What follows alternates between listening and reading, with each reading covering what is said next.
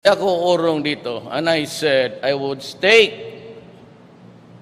my honor, my life, and even the presidency. This evening, other distinguished guests, mga kababayan ko,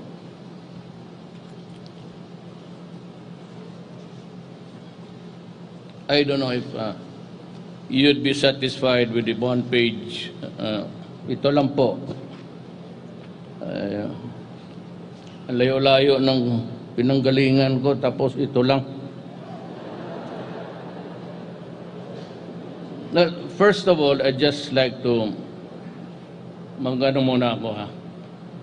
Kasi ang bayan natin is sailing on rough waters. We are not into a typhoon or maybe squall. Mahangin lang. And there are developments which we anticipate with great expectations, lalo na sa Mindanao. You know, Mindanao does not suffer any serious calamities. Typhoons would be the number one enemy of agriculture. Wala po doon yan. And if we can have peace in this generation, maybe the next, yung mga anak natin hindi masyado mahirapan. I think we have to really find a solution here. Kasi pag hindi, we cannot develop Mindanao, we cannot develop the source of our food, the food of our children in the years to come. And worst of all, we might be passing the serious problem of violence in this country. So, kailangan po yan, and I would need the help of everybody. I hope and I pray that something good will come out of the BOL. Though the plebiscite is forthcoming, we have every reason to believe that it would pass the people's will. At sana magkaroon tayo ng kapayapaan. Because if not, mamahirapan tayo nito. The last 3 years of my term maybe just to dedicate to address violence. Napaka-malas ko naman kung ganon. I would have wanted to say yes to all the things that you're asking. As a matter of fact, Region 9, 11, wala kami. Sinabi ko sa mga planners, kila Dominguez, pati Pernia, na unahin na muna ninyo yung ibang lugar. Never mind us. Make this place the last, if there is, kung may matira pa. Kasi para walang masabi ang tao. And even in distribution of the infrastructure for this year, you'd notice that kami mga taga-Davao, blueprint lang yan. But that is really scheduled on the last maybe years of my term. Wala naman siguro kung may pera pa o wala. And that is just to assure you that we are governing for all Filipinos. I am no longer a politician. I cannot run anymore. And after this, I do not even know what I should or will be doing. Hindi ko alam kung saan ako pupunta, kung makulong ako, kung saan, sa Amerika ba o sa ano ba yung ICC. Kung ikulong ako, di ikulong. Wala namang problema siguro. You know, really seriously, the presidency is a gift from God. That's for sure. From my personal experience. You know me. I didn't have any, even one senator or one congressman, except Subiri and of course Nograles, kasi related kasi niyan sa kami sa asawa. Other than Abet of Bataan, walang anahimik, wala masyadong tumulong sa akin. So from what I have really gone through, I would say that ang presidency talaga bigay ng Diyos. Na ngayon, ano yung aking ibigay sa inyo? I also have a gift for you. And that could be my freedom at kung ano man ang mangyari sa akin. Because I have to confront all sorts of problems. Number one was really in the agenda was drugs. Sa kampanya pa lang, nagmumura na ako, nagpuputang ina na ako kaliwat kanan. It was really to overemphasize the fact that very serious problem. Kaya nung sinabi ko na the same that thing that I did in Davao when I became mayor, we were at the junction of having peace, continuing with the war. At ang sinabi ko nung na mayor ako, I just would want to build a city that is comfortable to everybody. That's all. I cannot give you any stupendous or a really progressive city at the rate that we're going. But I will build you a city that is comfortable for everybody.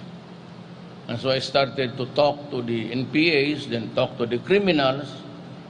And on the first days, practically on bended knees, sinabi ko, umalis kayo. Kasi pag hindi, tayo talaga ang magsalubong dito. We are running on a single rail at full speed. So there's going to be a collision somewhere.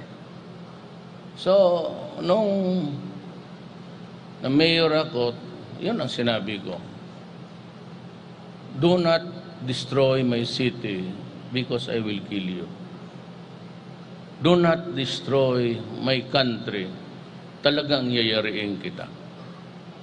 And that goes for everybody and until now to the last day of my term. Yan, druga na yan, medyo it's kind of under control na. Pero I need to really reduce it. You cannot altogether. Nagkamali kasi ako ng because I thought that I could fix it just like Davao. Simple lang. Yung iba pinatay ko talaga. Wala tayong magawa. Lumaban. Alam mo itong mga addicts, believe it or not, they are really armed. And they're willing to, mga psycho yan.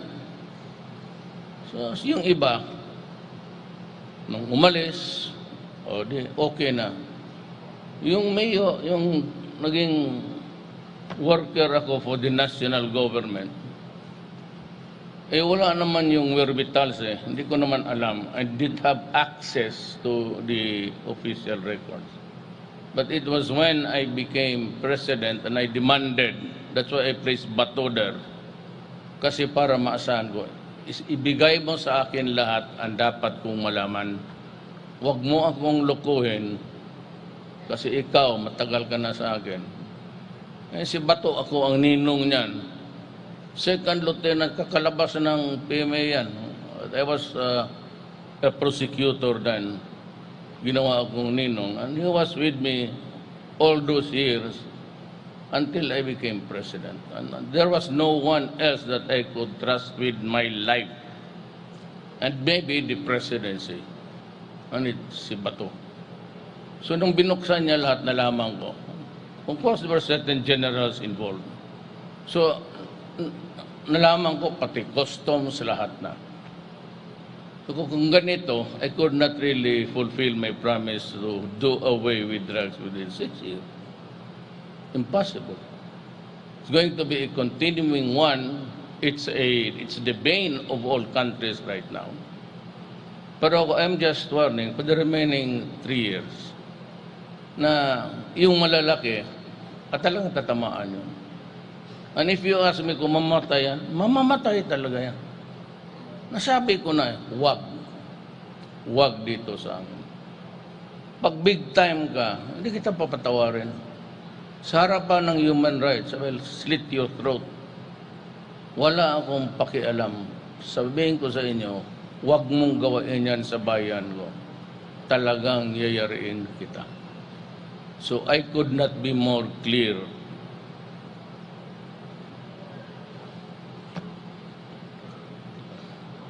Ngayon, we're facing a revolution. One is, or two fronts of the Muslim insurgency is territory-driven.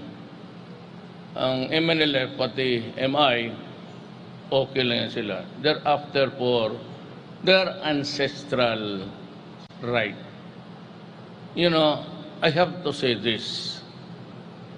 Long before the Christians came, and Magellan for that matter, in Leyte, Mindanao was already a Muslim island by almost 50 to 70 years. And those of you who want to know the truth, you might want also to visit the archives of Malaysia. At makikita mo talaga doon. So lahat ng pumunta ng Mindanao, far and in between the years of the colonials, Spanish and the Americans, puro Kristiyanos yun. Walang original na taga Mindanao na Kristiyanos. No such thing.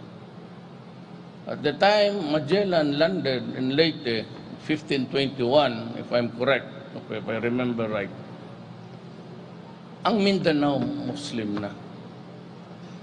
With the conquest of the Spaniards and the Americans over time and the sheer population, the increase of numbers of civilization doon. So meron tayong problema dito. We have to somehow to make concessions. I don't know what would be the most serious constitutional issue there about the creation of local autonomies. It is provided there, but it would somehow maybe going to the direction of what we created before itong ARM. There could be a serious issue there in the Supreme Court. But I just hope that it would be resolved in favor of what is really right and just for everybody. Because kung hindi mo i-address to, we will be fighting an insurgency that would never end. Itong mga, yung iba, Abu Sayyaf, walang, they do not have any tinge of redemption. Wala itong mga, they just know how to kill and die. And you have to match their talent for that. Yan yung lahat ng mga sundalo natin, the soldiers, the ordinary soldiers do not have sidearms. It's the police yung meron. Kaya lang, binilihan ko lahat. And I spent about $1 billion plus. Lahat ng sundalo binigyan ko ng sidearms. Kasi wala namang fixed bayonet ngayon.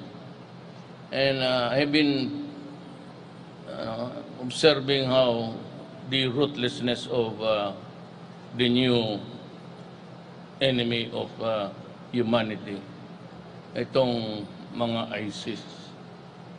And they do just go about decapitating soldiers, mga bata, 7-year-old o 8 years old na hindi nakabayad yung You know, I ordered the deployment of one division there. I hope it would temper their cruelty and ruthlessness. Kasi mukhang ayaw ko rin na ganunin mo lang rin ako. I mean, you should not. And that is really the fault of all bad people. That they think that they monopolize evil in this country. So may I just would like also to share with you na marami tayo. I also have an evil plan for my enemies. Kaya lang because of my values at yung relihiyon ko na pinagkataluhan naman namin ng may pare pa po dito, Francis. Wala. Bago mabatukan ko yung ulo. I never said I do not believe in God. What I said was your God is stupid, but my God has a lot of common sense. You know, when you use this pulpit to attack me as demonic, tapos magsabi ka pa doon sa misa, sana mamatay na si Duterte. What's the fucking... Ulol ka pala. E di, gumante ako, sabi ko, patay mo yung lahat ng obispo dyan, pati pare, ang kulog ko. Tapos magalit. Eh, ikaw yung nag-una-una daw. You know, they should know and I know, because of the separation of church and state. Alam ko, noon at the beginning, talagang that I would meet all kinds of human rights. Ito, do you have time to listen to me? Kasi magkantan lang tayo ng happy birthday para tapos na. Bata pala ni Francis, 49 ka lang. Why don't you marry about 3 girls? One from each province. Huwag ka magpalugi, anak ng wite.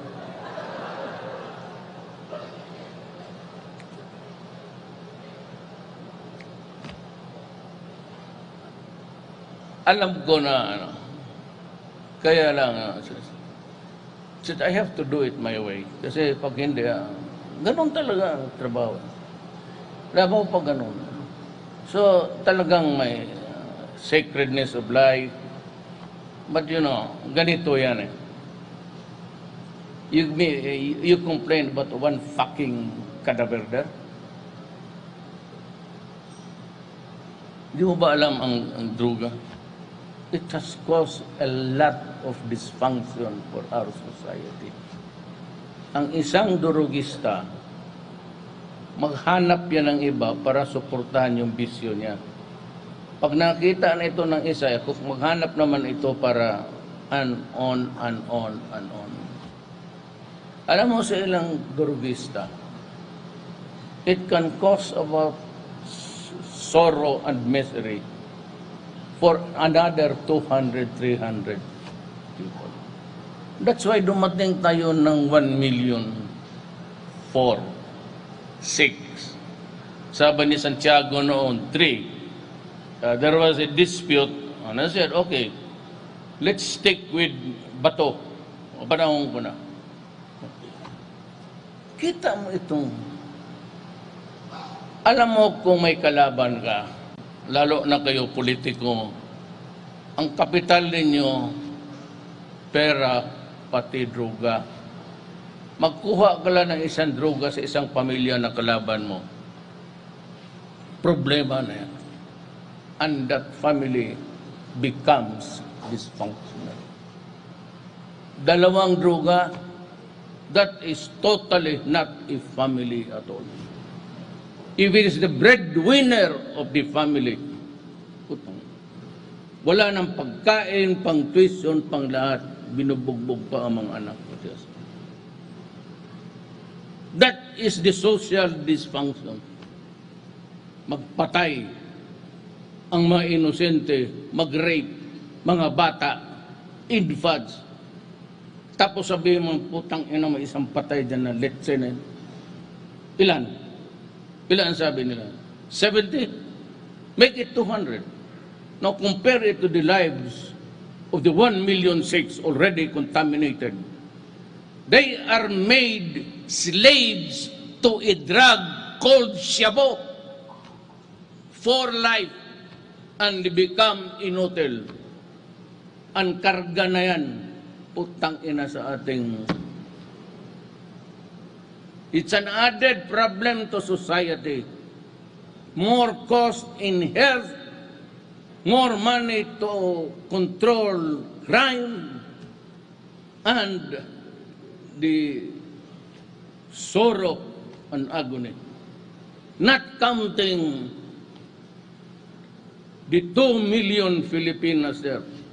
You know very well, and I know, I was there. I worked for the release of a Davawenya who was in prison there. It was during the time of King Fahd. She was giving rosaries, pagkagaga naman. So I went there because the mother and father were there at the gate of my house 24 hours. Ang asawa ko nagsabi, you do something about it, nakita mo naman. Kaya pinapatuloy na lang namin. Kasama pa yung mga apo, nagtatakbuhan sa bahay. Kung saan-saan umaakyat. Ang mga asawa ko was also desperate. Sabi niya, so I went there. And in one of my talks at ministers nila, in some uneducated and maybe stupid people there, if you work for them, especially if you are a slave bought from the slave markets of Africa, or you are paid to do the work, sexual abuse is part of the territory every day. Linisin pa niya yung bahay ng amo niya, pagkatapos linisin niya ang bahay ng daughter-in-law niya, linisin pa niya ang bahay ng bayaw niya. Kaya it's a uniform statement. How much sleep do you get? And they say 3 hours. True. Basura pa ang pagkain. You know the food. Ikaw, makakain ka ng... And they endure. Because they have to send money para mag-eskwela yung mga anak nila. And what happens? They enjoy rape, beatings, humiliation, human degradation, loss of dignity. Pagdating dito, ang mga anak nila nasa droga. Paano yung mga putang inang yan? Pag alam nila na may remittance, sinasal, ginaganon talaga. Kaya pag ang bata natumba sa droga, so what happens now? Who's going to give you justice? Kaya, paano yung mga na-rape doon? Kita mo, tumatalo na lang. Have you noticed that? How many Filipinas have you read jumping out of the window? What does that tell you? Tells your desperation and hindi na kaya ng katawan. Paano da sila? Who will give them justice? Human rights? Putang ina ninyo. Can you give justice to my countrymen? Yung pangyayari. About the social dysfunction now going on. Can you correct it and you just say, si Duterte, ayan o, ang patay, 20,000 na. Fall or I kill. But you're a shit. Sabi ko nga, the presidency is gift from God. My gift to you is, I'll go to prison. Wala problema yan. Pero patayin ko talaga kayong lahat mga putang ina ninyo. Huwag ninyong gawain yan sa kapwa ko Pilipino. Paghanap kayo doon sa labas. Hindi papayag ng gano'n. Baski gano'n ng Ngayon sa itong mga politiko, I know, I'm just appealing to you. Let the people vote freely. Wala lang tayong, yung terrorism. Kami sa Mindanao, lahat nga may armas, but we don't indulge in killing except itong mga ibang lugar. Mostly dito sa Moroland, mahilig talaga ng patayan yan. Pero yung sa labas, kaya nung pumunta ako ng Albay, sabi ko, putang ina mo, pag meron man talaga tatakbo yung relative, the wife or the son, do not, kasi pag ginawa mo yan, puntahan kita dito, putang ina mo, sampalin kita dyan sa munisipyo mo. You want to try it? Sige. Bukas andoon ako. Pag hindi kita, nilampaso dyan sa... I can take risk. I can go to prison. Walang problema yan. Sanay ako noon sa teenager pa ako. Nakulong na rin ako. Ay, maniwala na itong mga writer na. You check it out.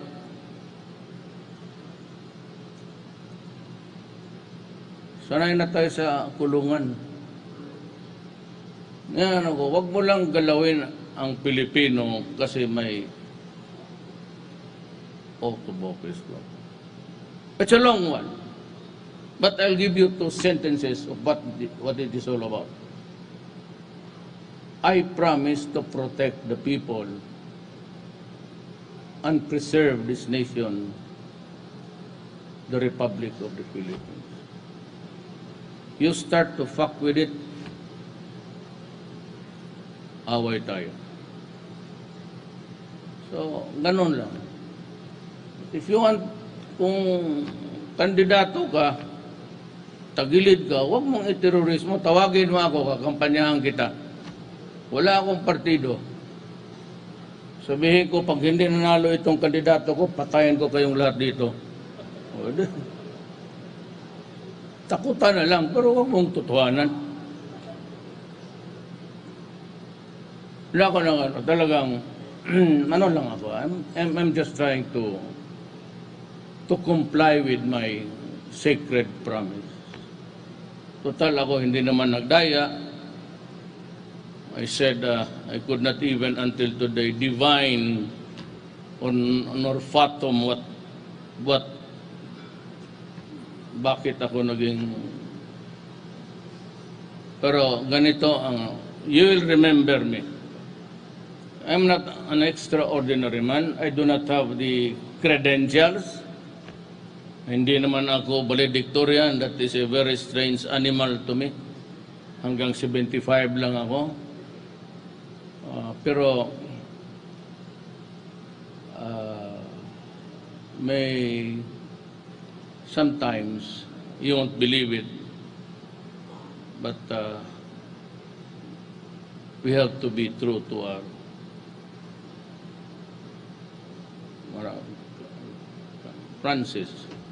Francis birthday niya, pumunta ako dito. Bakit? Gusto ko siyang masenador. Bakit? Alam mo, kamali lang yung tao. I do not have to, derogate others. Pero yung, sa ngayon, yung nangunguna sa survey, Sus Mariosep. But if that is the way your country, may mga tao dito na dedicated, may alam, abogado, at kung inutosan mo, you take care of Bicol at that time, he was there for almost 2 weeks. Nagtrabaho. Ito yung mga trabahante ng gobyerno, na utosan mo, bigyan mo ng pera, magkikita mo yung resulta. Yun. Okay lang man sa akin yung tingi-tingi, kunan mo ito kunti, pero magbigay ka ng resulta. Remember this, I said, I will be long gone. Bago ako mamatay, sabihin ko sa inyo, if this country cannot have law and order, and if this country continues with its corruption, forget about developing or the progress of the Republic of the Philippines. Tandaan ninyo yan. Kailangan mo talaga, well, hindi naman ako, I'm not, meron akong mga buts of the matter. But yung ganon, wala talaga. Corruption. Kaya kaya kong murahin yung ABS-CBN. Sabihin ko sa kanila, potang ina mo. Wala kayong makuha talaga sa akin. Huwag kayong maniwala dyan sa ano. Karami ninyo dito, meron talaga kayong kaibigan dyan sa Central Bank. Tingnan ninyo kung meron kayong makuha. I said, all on all, lahat properties ko, kasali na yung hereditary properties ko. Could not be more than 37 million. And that's a lifetime. Lifetime. Yan that's the guarantee that pareho lang kami nito, Belyo, ako. Mga estudyante lang kami, dormitoryo lang kami noon. Itong dalawang Ilocano na kuripot, Dulay, pati ito. Well, I was in front of the room and I was occupying the room with a guy who was talking in English until he became a cabinet member and said, I was all talking in English all the time. And so the congressman said, are you a Filipino? Good God, he was not. Itong yasay na ito, English ng English kasi. Pero ba't doon pa yan sa Davao? Gano'n na talaga magsalita yan. Alam mo bakit? Preacher ang tatay niya. June. Kaya gano'n magsalita. He was really trained to talk in English. Sa Ateneo pa kami, English speaking na yung buang na. Kami nagbibisaya pa. Hindi kami anak ng mga mayaman. So kaya, ano lang tayo? But most of all, we only live once. Sabi nga ng iba, you only live once, sige, sagarin mo na. Sinasagad na nga pero yung kaya mo. Dalawang asawa, ako dalawang asawa. Sabi ng isang asawa ko, 3 daw ang girlfriends ko. Yung isa naman nagsabi 4, di ilan na sila lahat. Kasi naniniwala sa intriga. And so totoo na talaga wala. Kasi walang maghingi ng kundo yan, maghingi ng kutsi, repossess, maghanap ba dyan? Meron tayong bisyo, pero there's always a boundary for everything. May boundary talaga lahat. Ako hanggang dyan lang ako. And my values are not, yung bunganga ko, pero my God, hanggang bunganga lang yan. Ma'am, makinig kasi. Hindi man siya nakikinig.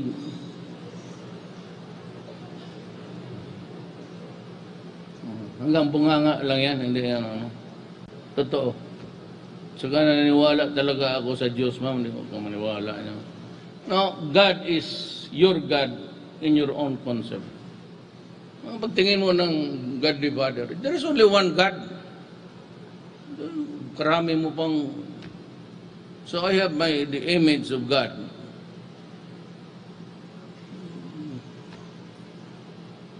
Ang image ng God ko parang si Bumble. And I have another one. Alam mo, gusto ko talagang masenador si... Wala kayong lugi dito. Honest worker, tapos may credentials, abogado. Ano po ba hanapin mo silent worker, hindi mayabang. Ngayon na ng iba dyan. So, tapos, pagdating sa survey, nakita mo, you can only shake your head and say, well, yan talaga ang gusto ninyo, you deserve the kind of government that you elect. And another one, ito si Bato. Si Bato, ganun lang yan, but he is really fundamentally honest. Sino pangalan itong yawa na ito?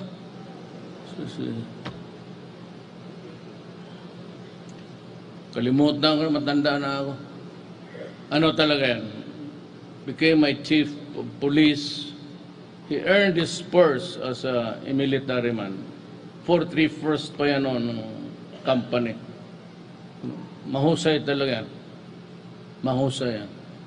Is fundamentally honest. Maniwala kayo. Ngayon, maghingi-hingi.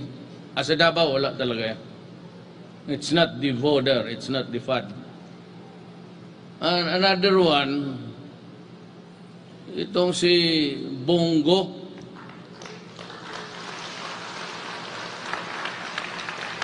Alam mo, ito si Mr. Go, Chinese lang ang family name. Kasi ang tatay niya happens to be a Davaoenyo, early Chinese settlers. Ang nanay nito belongs to the Tesoro clan ng Batangas. Yung barong Batanggenyo to, ang ugali nito Batanggenyo. Yung pagkapalaaway Batanggenyo rin talaga. Totoo. Hindi ang ugali ito hindi Chinese. Batanggenyo ang si Batanggenyo. Yan silang tatlo ang masabi ko na the others I have to talk but do not expect me to endorse anybody na it would be an incongruity na kung magano ako. At sabi ninyo yung lahat ng mga kaso dyan na dismiss, pero you can ask anybody, you can ask the justices, you can ask all the clerks of court. Do not. Hindi ko trabaho yan. Nasabi ko na sa inyo. And no transaction sa gobyerno matutuloy ang iyo kasi mauna kayo dito. Pinauna ko talaga kayo. Wala nga sa Mindanao. Sabi ko yung railway, tabi mo naman yan. Use the money sa Luzon. Kasi nandito rin kasi ang showcase ng ating, well, the nation. Pero yung Mindanao, importante lang yun sa pagkain. Pero ano dito, pero kailangan ninyo ng ngayon kung doon kayo sa mga I do not want to insult anybody. After all, who am I to be judgmental about what they can do or what they cannot do for this country? Pero ito si Bong, he has been with me for almost 20 years. Ang napalit na story kasi nito, yung dati kong Edicamp na binigay sa akin ng Philippine Constabulary, yung Edicamp ni Hermosa, that tall guy na payat, nakapipa palagi, PC pa noon. While they were playing basketball, pagpasa sa bola, doon sa kanya yung namatay. Palagay ko sinadya niya talaga lakasan. Diretso tumba, stroke, patay. Kaya sabi niya, ako na lang muna, Mayor. I will pinch hit for him. So, yun. So, he stayed with me for pinakamalaking, pinakamalaking, yung kayo napuntan Davao, pinakamalaking printing press yung Tesoro. Yun. Related na sila sa tigagawa ng barong.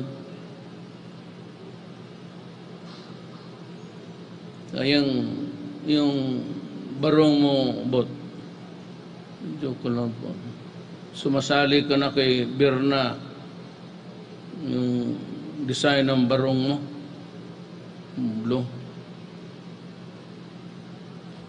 So yan po ang mensahe ko. Just to add na we need men. Hindi ako. I can survive on my own. Okay ako sa Davao mag-isa. After, ang sinasabi ko, ang kailangan ninyo, sayang ang boto ninyo na ibigay lang ninyo dyan. Ito si Bong, graduate ito ng Lasal. Makakalain siguro nila na puro probinsyano to. Graduate kami dito. Dito kami nag-aral. Pero is a graduate of Lasal. Kaya bali na. So yan ang mensahe ko po. You need Tolentino. Yan, mahirap hanapin yung dedication. Yan talagang na-in-love sa trabaho.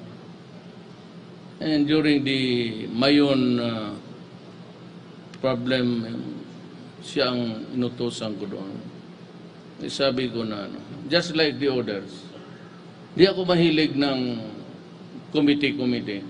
And if you would notice, halos ang cabinet members ko, military na. Yung isang side sa cabinet, puro military yan sila dyan, ang kalinya. Tapos ang civilian, karap. Pwede nang magkudita kung gusto talaga nila. Kanya, kompleto na eh. But you know why? Why my penchant to get the military? Alam naman kasi ng military, in my experience for 23 years with them as mayor, police, hindi naman ako mag-utos ng mali. At sabi ko sa kanila, pag inutos ko, akin yan. Kaya itong putang inang human rights na ito, 20,000, hindi yan akin. Ngayon, kung magsabi ka yung 4,000, sabi ng police, pinatay nila, officially recorded, akin yun.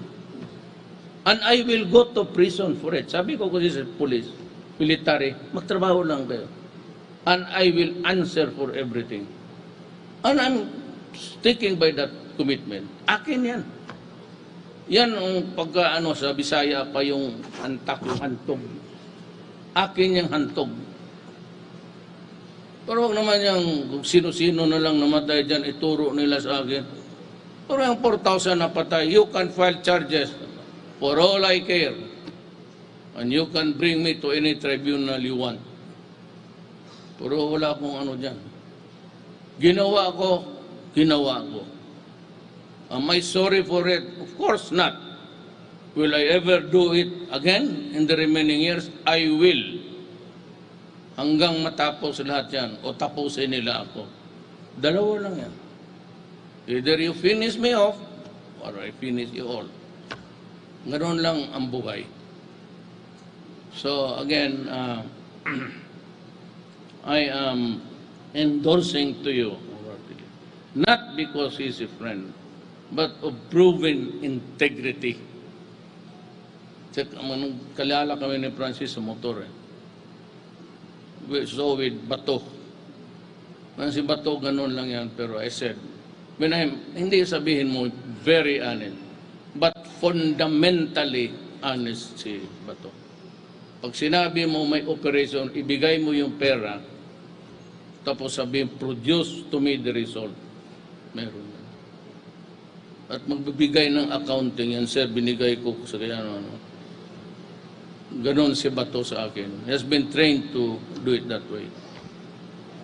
Bongo, extraordinarily honest. Ayaw talaga ng... Ano ang aming... Ano ang aming mga kasalanan? Congressman Suarez, Remulla, and si Bumble, they can tell you, we have a commonality of sin in this planet. Maraming salamat po.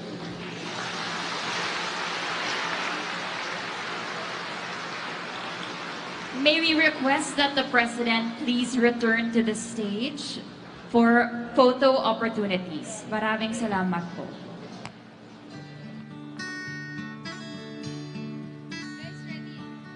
Thank you very much. Thank you very much for the first batch. May we invite the Tolentino